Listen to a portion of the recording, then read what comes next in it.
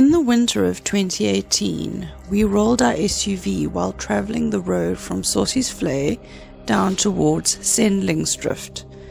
Needless to say, we didn't make it to our destination. Our trip started in the Kgalagadi.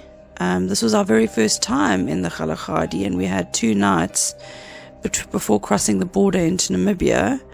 It was a very easy border crossing. Our holiday took us around Windhoek to visit friends and also to Sossusvlei.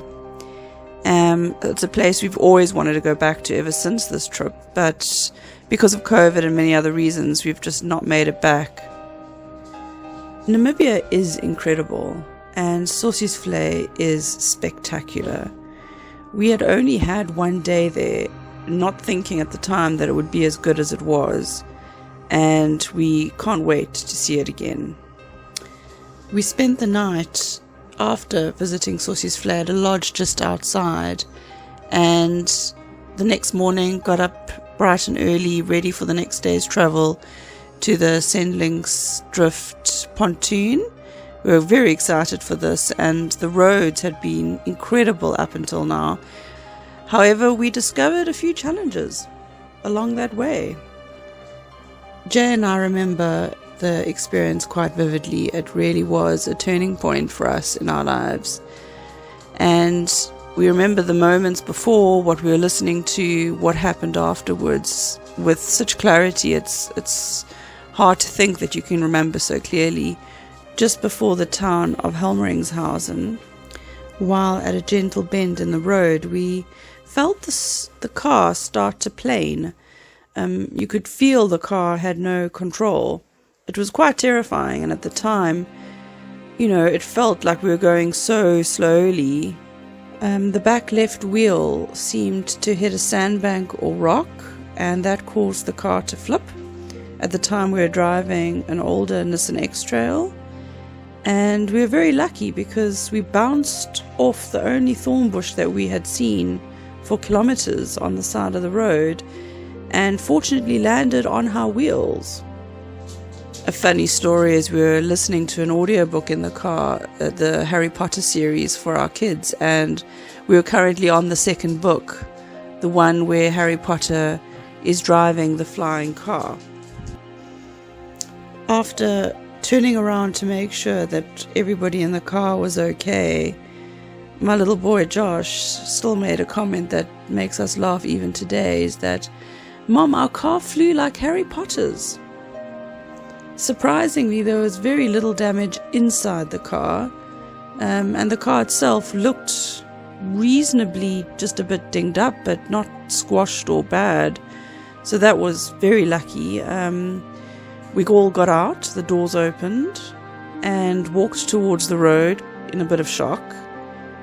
A passerby stopped, having seen the accident from behind, and checked that we were okay, and we're going to report the accident to the next town for us to call for help. But before he even left, there were people from the town and the hotel that actually had arrived at the scene with their bakkie. Apparently this happens fairly often in Namibia, we have since discovered, because just the week prior in the same area there was a fatal accident. So we were quite lucky to be okay out of this. They took our belongings out the car and took us through to their hotel.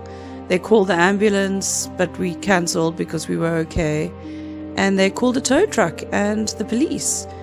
I must say, the services in Namibia exceeded all expectations. We were in and out of the police station within an hour, and the tow truck driver was incredible. We have to compliment their speedy service.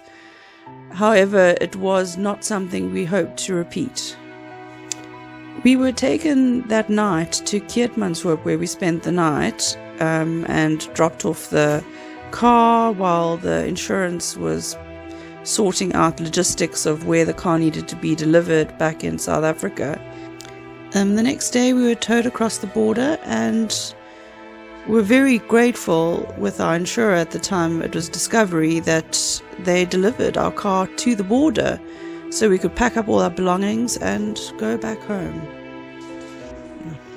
So what did we learn from this experience? Accidents happen to anyone at any time, no matter how prepared you think you are.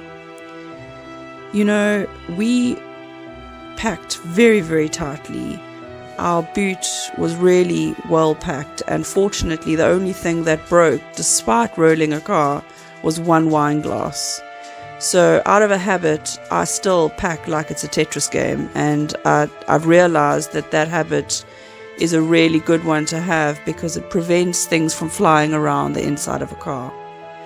Always double check seatbelts. We were incredibly grateful that we had done this after the fact, and every now and again it's worth just looking behind you to make sure that your kids have not unfastened to get something. So that was a very, very good lesson to learn. If you have never driven on a road before, rather be cautious and drive slower.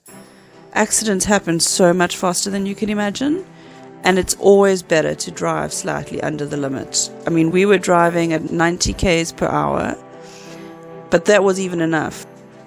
The roads in Namibia are deceivingly excellent. What you need to look out for is that very thin layer of fine dust that sits on the top.